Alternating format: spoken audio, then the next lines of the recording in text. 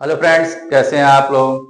मैं विनीत कुमार आप सभी का अपने चैनल एजुकेटर बूस्टर पे हार्दिक स्वागत करता हूं। हम लोग क्वेश्चन डिस्कशन कर रहे थे हिस्ट्री का और उसी श्रृंखला को हम लोग आगे बढ़ा रहे हैं। यहाँ पर मैं ये कहना चाहता हूं कि हिस्ट्री के क्वेश्चन का बार बार रिवीजन कीजिए, क्योंकि क्वेश्चन चाहे कोई भी एग्जाम हो, चाहे पीसीएस का एग्जाम दे रहे हैं, चाहे वनडे का एग्जाम दे रहे हो, एसएससी हो, बैंक हो, रेलवे हो, क्वेश्चन हिस्ट्री से बहुत सारे मिलेंगे। कुछ वन लाइनर भी मिलेंगे, कुछ थोड़ा सा डिस्क्रिप्टिव टाइप के मिलेंगे। इसीलिए हमारा उद्देश्य है कि क्वेश्चन के थ्रू आपको समझाना, ताकि आपका एक ग्रिप बन जाए और परीक्षा हॉल में आपसे क्वेश्चन अच्छे से अटेम्प्ट हो। ठीक है, इसी चीज को हम आगे बढ़ाते हैं और हम चलते हैं अपने क्वेश्चन डिस्कशन की ओर। तो देखते हैं पहला क्वेश्चन आपके पास क्या है।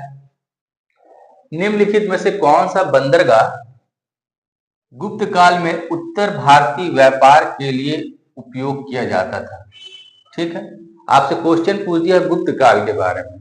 ठीक है ना, देखिए गुप्त काल से रिलेटेड आपसे क्वेश्चन पूछ दिया कि गुप्त काल में उत्तर भारतीय व्यापार के लिए किस बंदरगाह का उपयोग किया जाता था। आपके पास ऑप्शन दिए हुए हैं। पहला कुषाण, बी ताम्रलिप्ति, सी भड़ौच और डी है कैम्बे।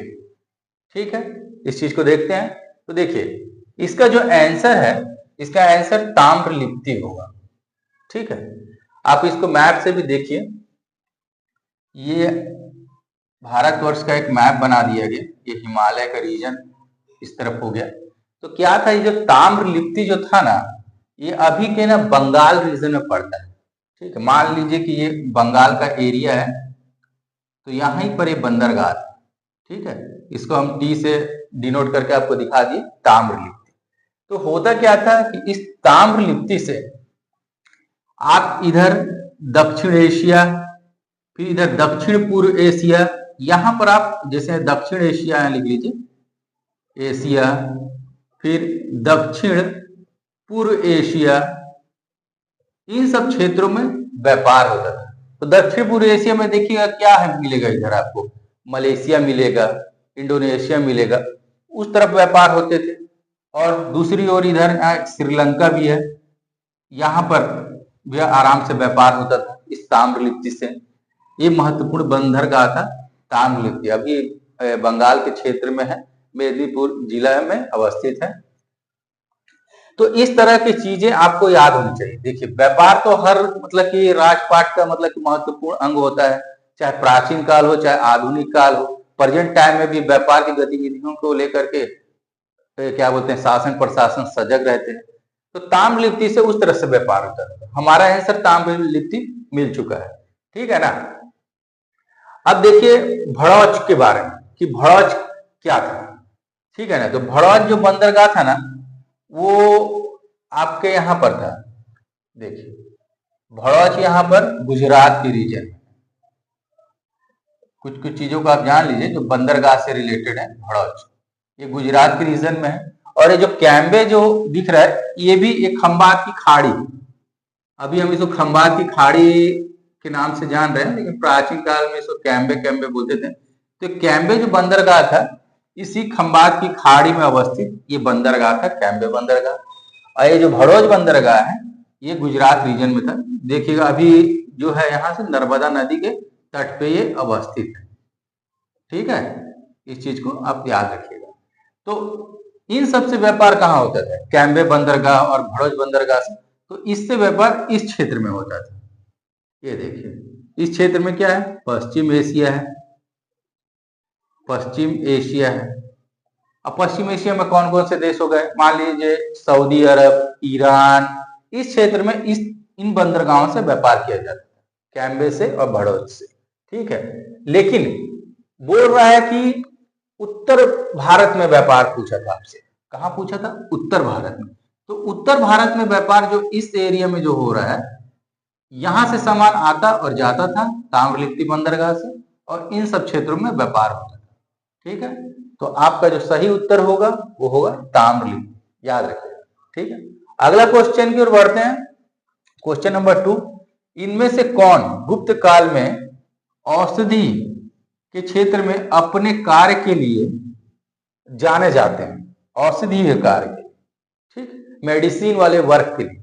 तो देखिए आपके पास ऑप्शन है ए सुश्रुत, बी सौमिल्य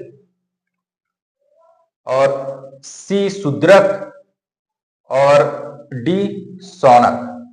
ठीक, इस चीज को देखिए, यहां पर एक चीज और मैं बता रहा हूं। देखिए पहले क्वेश्चन में क्या था, एक मिनट के लिए, ये कुशान की जगह ना ये कल्याण होगा, ये भी एक बंदरगाह था, ये थोड़ा सा गलती से लिखा गया है, लेकिन इसको आप कल्याण कर लीजिए। ठीक है, आप इस क्वेश्चन से बढ़ने से पहले इसको भी थोड़ा सा देख लीजिए, मैं यहीं पर बता देता हूँ, कोई दिक्कत नहीं है। एक कल्याण बंदरगाह ना, ये महाराष्ट्र के रीजन में, ठीक, यहाँ लिख लीजिए कल्याण बंदरगाह। ठीक, तट पे अवस्थित है, पश्चिम एशिया में व्यापार के लिए इन तीनों बंदरगाहों का उपयोग किया जाता था, कैम्बे बंदरगाह, भड़ौच बंदरगाह और कल्याण बंदरगाह। ठीक, वो गलती से यहाँ पर कुशाण लिखा गया था, जिसको हमने चेंज कर दिया, ये एक्चुअली कल्याण बंदरगाह है। ठीक है, बढ़ते हैं हम अपने नेक्स्ट क्वेश्चन की ओर। इनमें से कौन गुप्त काल में औषधि के क्षेत्र में अपने कार्य के लिए जाने जाते थे, मतलब मेडिसिन वर्क के लिए आपसे अगला क्वेश्चन पूछ रहा है, कौन जाने जाते थे। तो देखिए आपके पास क्या है, ऑप्शन ए सुश्रुत, बी सौमिल्य, सी शूद्रक या डी सौनक। ठीक, उपयुक्त में से कोई नहीं, उपर्युक्त में से एक से अधिक। ठीक ना, तो देखिए इसका जो आंसर है ना वो है सुश्रुत। इस चीज को आप जान लीजिए। सुश्रुत क्या थे, बहुत बड़े चिकित्सक थे, शैल्य चिकित्सा के संस्थापक माना जाता है। यहां पर आप लिख लीजिए, सुश्रुत के बारे में कुछ एक आध दो लाइन जान लीजिए। सुश्रुत शैल्य चिकित्सा के जन्मदाता, शैल्य चिकित्सा के जन्मदाता है, जन्मदाता। ठीक है, सुश्रुत को माना जाता है। किस काल में रहा करते थे, गुप्त काल में रहा करते थे। आपसे पूछ भी दिया, कभी कभी ये भी पूछ सकता है आपसे कि सुश्रुत जो है किस काल में थे, गुप्त काल में, मौर्य काल में, या फिर शुंग वंश के काल में, या सातवाहनों के काल में। तो आपका जवाब क्या आएगा, गुप्त काल में। सुश्रुत किस काल में थे, तो गुप्त काल में थे सुश्रुत। ठीक है, और क्या थे ये भाई, बहुत बड़े चिकित्सक मान लीजिए, शल्य चिकित्सा का जन्मदाता माना जाता है सुश्रुत को। इन्होंने एक बुक लिखी थी, उस बुक का नाम याद रखिएगा, सुश्रुत संहिता। सुश्रुत संहिता। ठीक, ये बुक इन्होंने लिखा था, बुक का नाम था सुश्रुत संहिता। ठीक है ना, इसमें क्या है, इसमें शैल्य चिकित्सा के बारे में बहुत सी चीजें बताई गई हैं, शैल्य चिकित्सा के बारे में बताया गया आपको। ठीक, ठीक है ना, कुछ औषधि के बारे में भी इसमें जिक्र किए गए हैं, औषधि के बारे में भी जिक्र है। एक तरह समझ लीजिए कि बहुत बड़े सर्जन थे ये। ठीक है ना, और गुप्त काल में थे। सोचिए कि अभी हम थोड़ा मेडिकल साइंस में अब धीरे धीरे मतलब कि डेवलपमेंट की ओर बढ़ रहे हैं, वरना हम पहले बहुत ही पीछे चले गए हैं मेडिकल के क्षेत्र में, और विदेशी लोग हमसे ज्यादा आगे निकल गए हैं मेडिकल के क्षेत्र में। लेकिन फिर भी अब हम धीरे धीरे उस ओर बढ़ रहे हैं आगे। हमारा मेडिकल साइंस जो कि इंडिया का, वो भी बहुत तेजी से ग्रो कर रहा है। ठीक है ना, तो इनके बुक से इन सब चीजों के बारे में जानकारी मिलती है, बहुत सी चीजों को सीखने का मतलब कि प्रयास आदमी इस चीज से करता है। उस जमाने में सोचिए कुछ मतलब कि अच्छे उपकरण नहीं रहे, तब भी वो कैसे मतलब कि मान लीजिए किसी को चोट लग गया, कट फट गया, तो कैसे उसको सील देते थे, कुछ भी हो गया उसको मतलब कि अच्छे से मेडिसिन से इलाज कर देते थे। इन्फेक्शन नहीं होता होगा क्या, होता होगा, लेकिन उसका भी उनके पास उपाय था, कुछ टेक्निक लगाते होंगे उस समय, तब जाकर के वो इलाज करते होंगे। आज तो बहुत सारे मतलब कि दवा है और बहुत से उपकरण हैं जिससे आप सर्जरी करते हैं। उस जमाने में कैसे सर्जरी करते हैं सोच के भी आपको मतलब कि हैरत लगता होगा। ठीक है ना, तो देखिए इस चीज को याद रखिएगा। तो आपका आंसर क्या हो गया, सुश्रुत। ठीक है, बढ़ते हैं अपने नेक्स्ट क्वेश्चन की ओर। अगला क्वेश्चन देखते हैं, क्वेश्चन नंबर 3। कि शासक वंश ने मंदिरों एवं ब्राह्मणों को सबसे अधिक ग्राम अनुदान में दिया, मतलब कि गांव जो था अनुदान में दिए थे। ठीक, आपके पास ऑप्शन है गुप्त वंश, पाल वंश, राष्ट्रकूट वंश और डी प्रतिहार वंश। तो इसका सही उत्तर होगा गुप्त वंश। जैसे गुप्त वंश में क्या क्या हुआ, गुप्त वंश जो था वो ब्राह्मण धर्म को बहुत सपोर्ट करता था। ठीक है, गुप्त वंश के बारे में कुछ कुछ चीजों को आप जान, जैसे गुप्त वंश जो था उसमें ब्राह्मण धर्म का विकास बहुत शीर्ष पे हुआ, ब्राह्मण धर्म का विकास हुआ था इस काल में, विकास हुआ। ब्राह्मणों का समाज बहुत ही ज्यादा मतलब कि उनको ज्यादा प्रतिष्ठा प्राप्त थी। ठीक है, और ब्राह्मण लोगों को जैसे अपना कार्य करने के लिए क्या करते किया जाता था कि बहुत सारे मतलब कि दान में मतलब कि कुछ गांव है तो उसको मतलब कि देख रेख की जिम्मेदारी मतलब कि उससे जो भी मतलब कि पैदावार होगा, फसल होगा, जो भी इनकम होगा वो ब्राह्मणों को दे दिया जाता था। यानी उनके पालन पोषण के लिए मतलब कि गांव के गांव दान में राजा दे दिया करते थे, या फिर मंदिरों के नाम से दे दिया करते थे। मान लीजिए कोई प्राचीन मंदिर है और कुछ ब्राह्मण लोग उससे जुड़े हुए हैं तो उसकी देख रेख और उसके जितने भी मतलब की कार्य प्रणाली को संचालित करना है तो उसके लिए राजा क्या किया करते थे, गांव के गांव दो चार गांव दान में दे दिए। अब उस गांव से और वहां पर जितने भी मतलब कि खेत है, वहां गेहूं हो रहा है, चावल हो रहा है, जितने भी मतलब की चीजें हो रही हैं उसे जो भी आय अर्जित हो रहा है उसका उपयोग ब्राह्मण क्या करते थे, अपने लिए उपयोग किया करते थे और साथ ही साथ मंदिर के रख रखाव इन सब चीजों के लिए उपयोग किया करते थे। साथ ही साथ गुप्त वंश की सबसे बड़ी देन है मंदिर निर्माण की शैली। मंदिर निर्माण की शैली, इस चीज को आप याद रखिए, गुप्त काल में मंदिर निर्माण की नागर शैली का विकास हुआ है। किस शैली का? नागर शैली। नागर शैली भारत में जो आप देखिएगा इस तरह से मंदिर बनते हैं इस शेप में ऐसे करके, तो इसी शैली को नागर शैली बोलते हैं। तो कहा जाता है कि उत्तर भारत में नागर शैली और दक्षिण भारत में जो मंदिर है उसको मतलब कि उत्तर भारत में नागर शैली की मंदिर मिलती है और दक्षिण भारत में द्रविड़ शैली, और एक आता है बेसर शैली। ठीक है ना, इस चीज को भी आप याद रखिएगा। नागर शैली के मंदिर कहाँ मिलते हैं? नागर शैली के जो मंदिर मिलते हैं उत्तर भारत में मिलते हैं। आपसे क्वेश्चन बना करके ये भी दे सकता है कि नागर शैली के मंदिर किस क्षेत्रों में मतलब कि ज्यादा मिलते हैं, उत्तर भारत में, दक्षिण भारत में या मध्य भारत में, इस तरह से। तो देखिए नागर शैली के जो मंदिर है ना उत्तर भारत में मिलते हैं और इसकी शुरुआत करने का कार्य पाल वंश के राजाओं ने किया था। उस समय मतलब कि स्टार्टिंग था, धीरे धीरे और बढ़ता चला गया, लेकिन शुरुआत करने का काम गुप्त काल में ही हुआ था नागर शैली के मंदिरों के बनने का। ब्राह्मण धर्म को इन्होंने बहुत ही सपोर्ट किया और कहा जाता है कि ब्राह्मण धर्म के अच्छे से जो नींव रखी इन्होंने ही रखी। वैदिक पीरियड से भी ब्राह्मण धर्म चला आ रहा है, लेकिन जिस राजवंश ने सबसे ज्यादा सपोर्ट किया था वो था गुप्त वंश। गुप्त काल में ब्राह्मण धर्म अपने चरमोत्कर्ष शिखर पे पहुंच चुका था।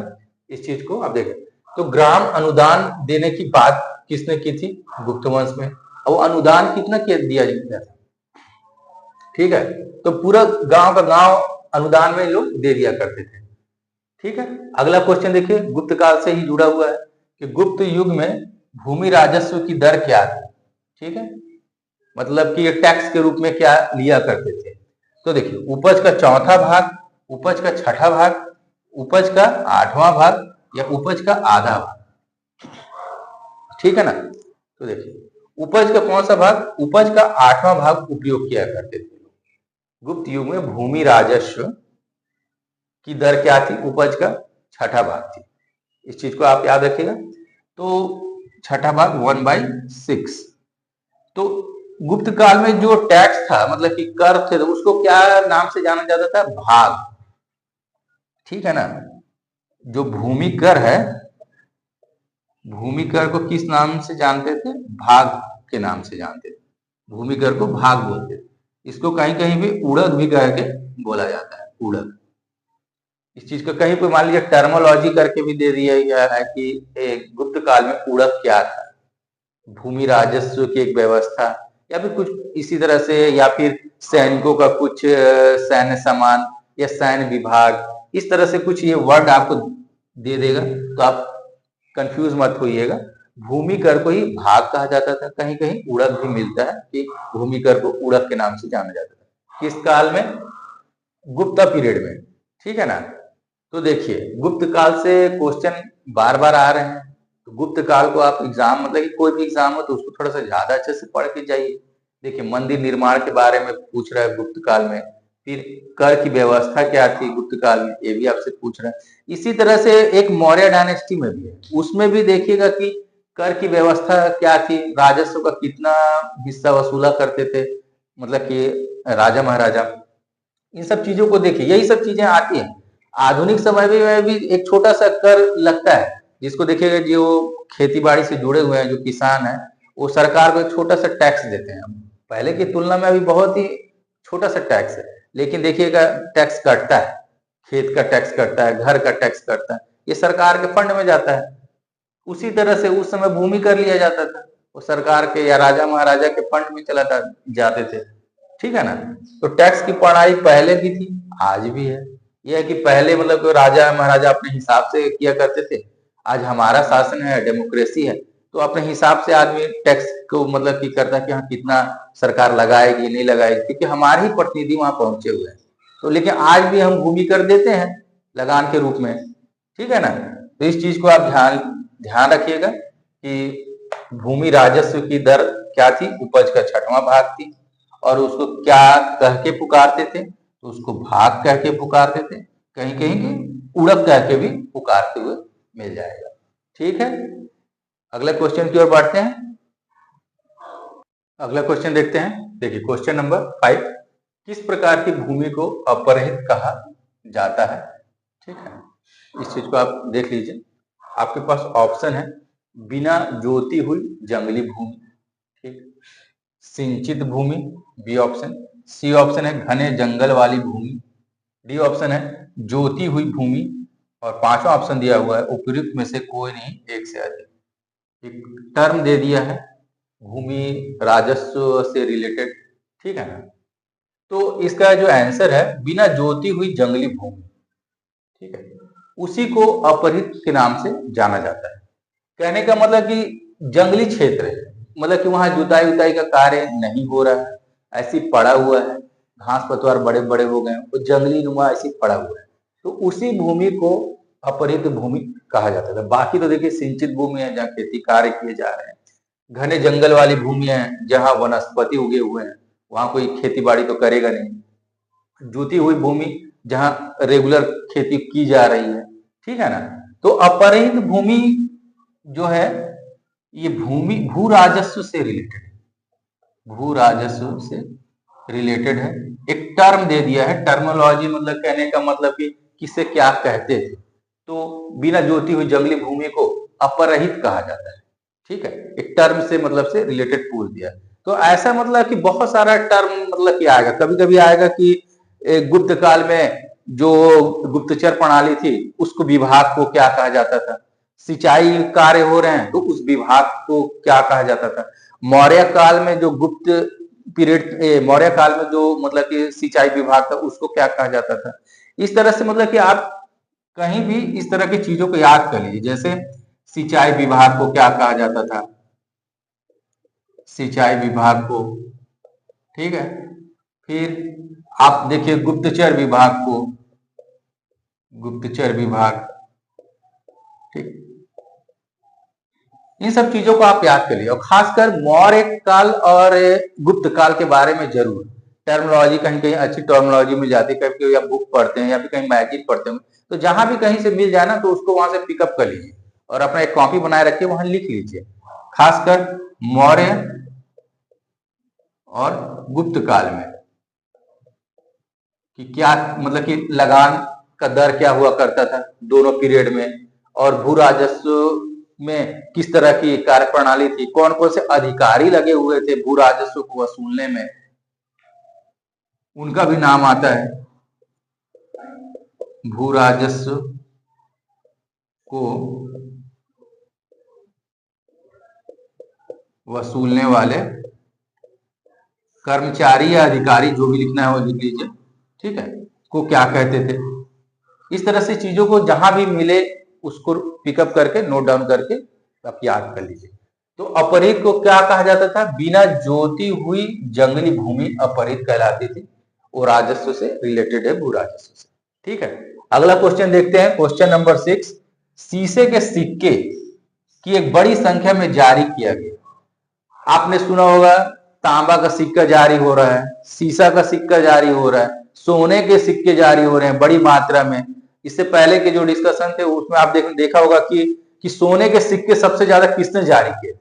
तो ऐसा रहा था विम केडफिशियस, जो कि कुषाण राजा था, उसने सोने के सिक्के बहुत जारी किए थे। ठीक है, अब यहाँ आपसे पूछ दिया कि सीसा का जो सिक्का है उसका मतलब कि बड़ी मात्रा में किसने जारी किया था, यानी किन राजाओं ने जारी किया था। डायरेक्ट फैक्ट से क्वेश्चन पूछ दिया। सातवाहन राजाओं ने, शक राजाओं ने, कुषाण राजाओं ने, या मौर्यों द्वारा, या कोई नहीं है इसमें आंसर। तो इसका आंसर सातवाहन है। सातवाहनों ने सबसे ज्यादा शीशे के सिक्के जारी किए थे। ठीक है, इस चीज को आप बहुत अच्छे से याद कर लीजिए। और सातवाहन जो वंश था, जो राजपाट करते थे, उनकी राजधानी भी कभी कभी पूछ सकता है, प्रतिष्ठान। तो इनकी राजधानी कहाँ थी, सातवाहनों की राजधानी कहाँ थी, यहाँ पर हम लिख दे रहे हैं प्रतिष्ठान। कहीं कहीं इसी को पैठन करके भी नाम आ जाएगा, पैठन। ठीक है ना, कंफ्यूज मत हो जाइएगा, एक ही नाम है, प्रतिष्ठान या फिर पैठन। तो सातवाहनों की राजधानी यहां से आपको पता चल गया, प्रतिष्ठान थी या पैठन थी। और सबसे ज्यादा शीशे के सिक्के किसने जारी किए, सातवाहन राजाओं ने जारी किए। और बड़ी मात्रा में जो सोने के सिक्के जारी किए थे वो कुषाण राजाओं ने किए थे। और साथ ही साथ जो सबसे पहले भारत में सोने के सिक्के जारी करने का श्रेय किन्हें प्राप्त है, तो यूनानियों को प्राप्त है। ठीक है, इतना याद रखिएगा, सबसे पहले सिक्का सोना का यूनानियों ने जारी किया, सबसे ज्यादा बड़ी मात्रा में कुषाणों ने जारी किया, और शीशे के सिक्के जो बड़ी संख्या में जारी कर रहे हैं वो सातवाहन जारी कर रहे हैं। ठीक, बढ़ते हैं अपने नेक्स्ट क्वेश्चन की ओर। क्वेश्चन नंबर 7 देखते हैं। ठीक है, कला की गांधार शैली निम्न समय में फली फूली। आपसे पूछ रहा है गांधार शैली का विकास किस राजा या राजवंश के काल में ये डेवलप हुआ। तो आपके ऑप्शन दिए हुए हैं, कुषाणों के समय में, गुप्तों के समय में, अकबर के समय में, मौर्यों के काल में। किसके काल में हुआ है? ठीक है, तो ये हुआ है कुषाणों के द्वारा। तो गांधार शैली का जो निम्न में से कुषाण राजाओं ने इसे मतलब कि प्रश्रय दिया और इसके डेवलपमेंट में बहुत सारे कार्य किए। आपके जैसे गांधार शैली ये सब आए तो आपका पर ऊपर आया कि मतलब कि सल्तनत काल का कुछ भी अगर नाम आए तो तुरंत काट दीजिए। मतलब गांधार शैली, मथुरा शैली, यानी इसमें क्या है, बुद्ध की मूर्तियां बनी हुई है। ठीक है ना, तो बुद्ध की जो मूर्तियां बनी हुई है, बुद्ध की मूर्ति, ये दो शैली में बहुत बनी थी। एक था गांधार शैली, ठीक है, और दूसरा था मथुरा शैली। ठीक, मथुरा शैली। तो प्राचीन काल में इन्हीं दो शैली से बुद्ध की मूर्तियां बनी, गांधार शैली, मथुरा शैली। दोनों शैली में ये भी मतलब कि एक डिबेट का विषय बन करके उभरा कि गांधार शैली, मथुरा शैली में सबसे पहले किस शैली में बुद्ध की मूर्तियां बनी, इसमें या इसमें। तो बहुत से मतलब कि रिसर्च के बाद ये पता चला कि मथुरा शैली में ही बुद्ध की सबसे पहली मूर्ति बनी थी। ठीक है, अब गांधार शैली को सपोर्ट किसने किया, कुषाणों ने किया, कुषाणों द्वारा। ठीक, इस शैली में क्या था, गांधार शैली में मतलब कि ये भी प्रश्न पूछा जाता है कि गांधार शैली में किन तत्वों का प्रभाव। तो ये विदेशी और भारतीय तत्वों का प्रभाव, यानी यूनानी और भारतीय दोनों का मिश्रण इस शैली में दिखाई पड़ता है। यानी यूनानी और भारतीय, यूनानी और भारतीय कला का प्रभाव, भारतीय कला का प्रभाव नजर आता है।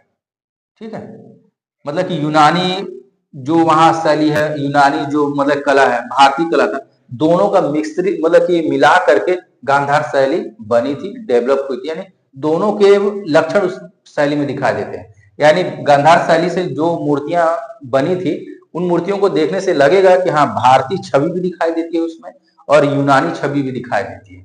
यानी विदेशी और भारतीय का मिश्रण जो बन करके उभर कर सामने आया, वो गांधार शैली के रूप में उभर कर सामने आया। अब कुषाण राजाओं ने गांधार शैली को बहुत ज्यादा सपोर्ट किया और उसी के काल में गांधार शैली का विकास हुआ था। ठीक है, तो कभी आपसे भी पूछ देगा कि बुद्ध की मूर्तियां बनी है किन किन शैली बनी थी, गांधार शैली, मथुरा शैली। ठीक है, तो इसलिए हमने उस चीज को ऐसे करके आपको दिखा दिया है, समझने के लिए आपको सही रहेगा। ठीक है, बढ़ते हैं अपने नेक्स्ट क्वेश्चन की ओर। क्वेश्चन नंबर 8 है, वर्धन राजवंश की स्थापना किसने की थी? अब एक वंश का नाम ही दे दिया, वर्धन राजवंश की स्थापना किसने की थी? ठीक है, पुष्यभूति ने, राज्यवर्धन ने, आदित्य वर्धन, प्रभाकर वर्धन, यौगिक में से कोई नहीं है, एक से। इसका आंसर होगा पुष्यभूति। पुष्यभूति ने सर्वप्रथम वर्धन वंश की स्थापना की, इसीलिए इसको वर्धन वंश भी कहा जाता है, और इसी के नाम से पुष्यभूति वंश भी इसको कहा जाता है। कहीं पर आ जाएगा कि पुष्यभूति वंश की स्थापना किसने की, तो पुष्यभूति ने। वर्धन वंश की स्थापना किसने की, तो पुष्यभूति ने। और इनकी जो वर्धन राजवंश या पुष्यभूति वंश है, इनकी राजधानी कहाँ थी? इनकी यहाँ पर आपको मैं सिस्टमैटिक ढंग से बता दे रहा हूं। पुष्य वर्धन राजवंश, आप वर्धन राजवंश से लिख लीजिए, वर्धन राजवंश। ठीक, इसमें किसी चीज प्रारंभिक जो इनकी राजधानी थी वो क्या थी? थानेश्वर। ठीक, इनकी राजधानी क्या थी? थानेश्वर। ये वर्तमान में हरियाणा में आपको दिखाई पड़ेगा, थानेश्वर। बाद में इन्होंने अपने राजधानी को बदल लिया और कन्नौज ले आया अपनी राजधानी। मतलब कि शुरू में तो राजा थे पुष्यभूति, आगे चल के प्रभाकर वर्धन, फिर राज्यवर्धन और फिर हर्षवर्धन, सब वर्धन राजवंश के ही राजा थे। तो उन्होंने अपनी राजधानी कन्नौज ले आई। कन्नौज क्या है? वर्तमान में यूपी में अवस्थित है। ठीक है, इन सब चीजों को भी याद रखिएगा। कभी आपसे पूछ सकता है कि वर्धन राजवंश या पुष्यभूति वंश जो स्थापित हुआ, उसकी राजधानी क्या थी? तो राजधानी, उनकी प्रारंभिक राजधानी थानेश्वर थी, और बाद में उन्होंने अपना राजधानी चेंज किया, उसकी राजधानी क्या थी? कन्नौज थी। ठीक, इसी में एक बहुत ही महत्वपूर्ण राजा हुआ हर्षवर्धन, उसके बारे में भी आप अच्छे से जानें। आप देख रहे हैं कि पहले आप पिछले क्वेश्चन में आप देखेंगे कि मौर्य वंश की स्थापना किसने की थी? तो हमने बताया था चंद्रगुप्त मौर्य ने। फिर शुंग वंश की स्थापना किसने की थी? पुष्यमित्र शुंग ने। तो कहने का मतलब देखिए कि आपसे राजवंश के बारे में भी पूछ रहा है कि किसने स्थापना की थी, तो इन सब चीजों को भी देखते जाइएगा। ठीक है, मेरा बताने का यही उद्देश्य है कि इस तरह के क्वेश्चन भी आते हैं परीक्षा में। ऐसा नहीं है कि पूरा का पूरा कठिन क्वेश्चन आएगा। परीक्षा में हर क्वेश्चन का एक लेवल है। मान लीजिए कि 150 क्वेश्चन है, तो उसमें 30-40 थोड़े सरल क्वेश्चन रहते हैं, फिर 40-50 जो हो गए वो उससे थोड़े से कठिन होते हैं, फिर अगले जो 50 क्वेश्चन है वो थोड़े ज्यादा टफ होते हैं। ऐसा नहीं है कि 150 के 150 क्वेश्चन पूरा का पूरा टफ ही आएगा, तो फिर तो किसी से बनेगा नहीं। ठीक है, तो वो मिक्सचर रहता है, सरल, फिर थोड़ा कठिन, अब फिर उससे ज्यादा कठिन। इन सब मिक्सचरों को बिना मिला दीजिएगा तब 150 क्वेश्चन बनते हैं। तो वहां एक आध क्वेश्चन ऐसे भी आपको नजर आ जाएंगे कि किसने राजवंश की स्थापना की थी। ठीक है, अभी मान लीजिए वर्धन राजवंश आ गया है, कभी आ जाएगा गुप्त वंश की स्थापना किसने की थी, सातवाहन वंश की स्थापना किसने की थी। इन सब चीजों को देख के जाइएगा। ठीक है, बढ़ते हैं अपने नेक्स्ट क्वेश्चन की ओर। अगला क्वेश्चन देखते हैं, क्वेश्चन नंबर 9। हर्षवर्धन के शासन काल में चीनी यात्री ने भारत की यात्रा की। मतलब कि उत्तर भारत में जब हर्षवर्धन का शासन था, पुष्यभूति वंश का राज चल रहा था, उस समय कौन सा यात्री यात्रा किया था? तो पहला ऑप्शन दिया हुआ है पाहयान, बी दिया हुआ है वेनसांग, सी दिया हुआ है इत्सिंग और डी दिया हुआ है तारानाथ। तो इसका जो सही आंसर है वो है वेनसांग। ठीक, तो हर्षवर्धन जब उत्तर भारत में राज कर रहा था तो वेनसांग ने भारत की यात्रा की थी। ये कहां से आया था? चीनी यात्री था, और बौद्ध धर्म से रिलेटेड जितने भी ज्ञान थे उसको प्राप्त करने की इच्छा से यह भारत आया था। ठीक है, और जब वो भारत आया तो उस समय हर्षवर्धन उत्तर भारत में राज कर रहा था, नॉर्थ इंडिया पर। तो आपको याद रखना है कि हर्षवर्धन के शासन काल में किस यात्री ने यात्रा की थी?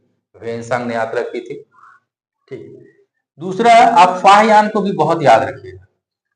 पिछले क्वेश्चन में भी डिस्कशन में हमने बताया था, इन दोनों के बारे में बहुत सारा क्वेश्चन पूछा गया है कि कब याद रखिए कि वेनसांग किसके शासन काल में यात्रा किया था, फाहयान किसके शासन काल में यात्रा किया था। तो देखिए फाहयान के बारे में ही लिख देते हैं, ये गुप्त काल में आया था। चंद्रगुप्त विक्रमादित्य द्वितीय, ठीक, ये इसके काल में आया था। कहने का मतलब है कि फायन कब यात्रा कर रहा है? गुप्त काल में यात्रा कर रहा है। ठीक, कौन सा काल है?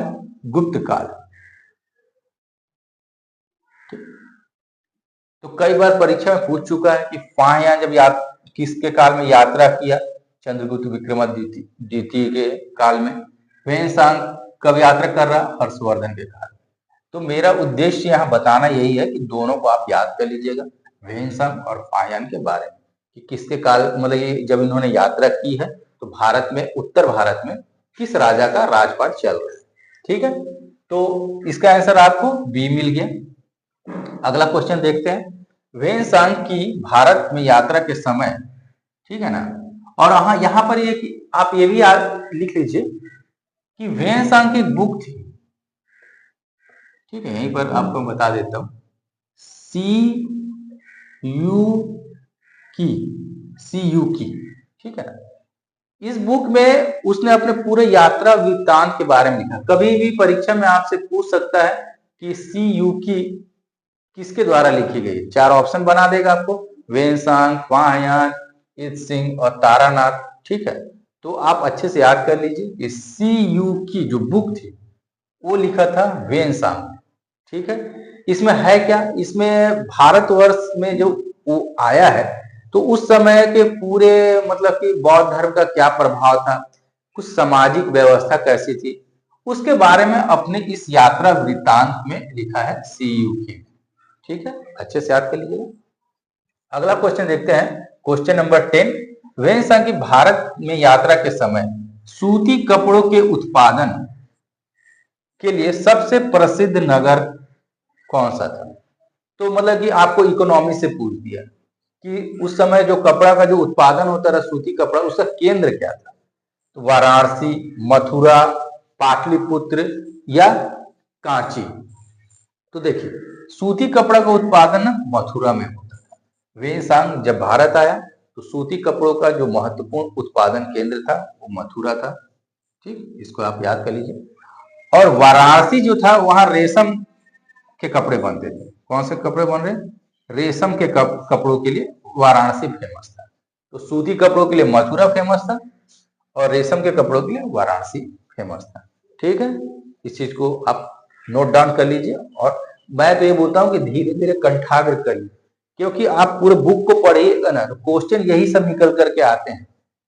ठीक है ना, और क्वेश्चन मतलब कि आप कहीं से भी आपको मिले, क्वेश्चन पे नजर दौड़ाते रहिए और उसका डिस्कशन देखते रहिए। क्वेश्चन डिस्कशन देखने से क्या होता है, कई चीजें जो होती हैं वो क्लियर होती है, कॉन्सेप्ट क्लियर होता है। ठीक है, बढ़ते हैं अपने नेक्स्ट क्वेश्चन की ओर। अगला क्वेश्चन देखते हैं, क्वेश्चन नंबर 11 आपके पास है कि चीनी यात्री वेनसांग ने किस विश्वविद्यालय में अध्ययन किया था? आपके पास ऑप्शन है, option A number Takshashila, B Vikramashila, C Magadh और डी नालंदा। तो इसका जो सही आंसर है वो है डी नालंदा। जब वेनसांग चीन से भारत आया तो वो नालंदा पहुंचा। कहा जाता है कि नालंदा वो कब पहुंचा था? 637 ईस्वी में नालंदा पहुंचा था। उस समय उत्तर भारत में किसका राजपाट था? हर्षवर्धन राज कर रहा था। तो नालंदा जब वह पहुंचा था तो नालंदा के जो आचार्य कौन थे, ये भी पूछ सकता है आपके। नालंदा के उस समय जो आचार्य थे वो थे शीलभद्र। ठीक है, कभी कभी आपसे पूछ सकता है। तो वेनसांग नालंदा 637 ईस्वी में पहुंचा था और वहीं रहकर उसने अध्ययन किया, बौद्ध धर्म की शिक्षा प्राप्त की और बौद्ध धर्म की बहुत सी चीजों को उसने मतलब कि लिखा और मतलब कि समझा। उस समय जब वहां के जो आचार्य थे वो तो शीलभद्र थे। और वहां रहने के बाद वो क्या किया, दक्षिण की ओर चला गया, बंगाल उड़ीसा होते हुए वो कांची पहुंच गया। वहां भी उसने कुछ समय बिताया और फिर पुनः नालंदा पहुंचा। ठीक है, इस सब चीजों को याद रखिएगा कि वेनसांग कैसे कैसे यात्रा कर रहा है, कहां पहुंचा, कब पहुंचा। देखिए, इसलिए मैंने यहाँ पर लिख दिया आपको कि 637 ईस्वी में वह नालंदा पहुंचा था। और मैंने पिछले क्वेश्चन में उसके बुक का नाम भी बताया था, उसकी एक यात्रा वृत्तांत है सी यू की। ठीक, जस्ट पिछले क्वेश्चन में मैंने डिस्कशन किया। इन सब चीजों को भी याद रखिए अभियंता संघ के बारे में जहां से नॉलेज मिले उसको आप ग्रहण कर लीजिए, ठीक है ना। तो इस क्वेश्चन का जो उत्तर होगा कि किस विश्वविद्यालय में उसने अध्ययन किया था, तो नालंदा में अध्ययन किया था, ठीक है। और उस समय जब वो नालंदा पहुंचा तो आचार्य क्या कौन थे, शीलभद्र थे, ठीक। 637 ईस्वी में पहुंचा। मैं आपको बार बार इसका थोड़ा टाइम पीरियड बता दे रहा हूँ क्योंकि कभी भी परीक्षा में आपसे पूछ सकता है, ठीक है। तो आज के लिए हम अपना डिस्कशन यहीं रहने देते हैं, और जो भी हमारे चैनल्स पे नए हैं, अगर वीडियो अच्छा लग रहा हो तो उसको लाइक कीजिए और उस चैनल को जरूर सब्सक्राइब कीजिए, क्योंकि आपके सपोर्ट से ही हमें मनोबल मिलता है। और आपको जो भी पूछना हो हमारे कमेंट बॉक्स में भी कमेंट करके पूछ सकते हैं। और एजुकेटर बूस्टर नाम से टेलीग्राम चैनल भी बना हुआ है, उसमें भी अपना टेलीग्राम के माध्यम से भी उसमें कुछ पूछना हो, प्रश्न पूछने हो तो आप पोस्ट करके पूछ सकते हैं। तब तक के लिए धन्यवाद।